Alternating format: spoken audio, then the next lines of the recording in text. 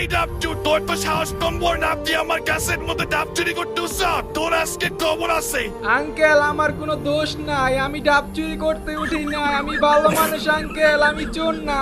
এই বেলা তুই আমার সাথে মস্কারা করস নি? এই রাইতের বেলা তুই আমার নারিকেল গাছের মধ্যে উঠে বলস আমি চোর না?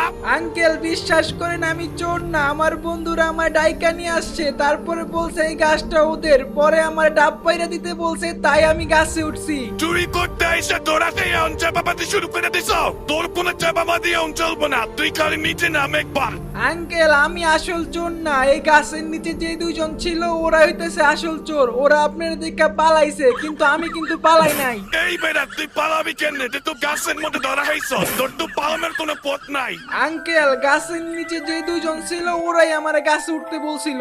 না আঙ্কেল না, গাছের মধ্যে যে উঠছে সেই ডাব চোর, ধরেন ওরে ধরেন। আমার লাভ লস নেই, আমার লাইফটাই লস।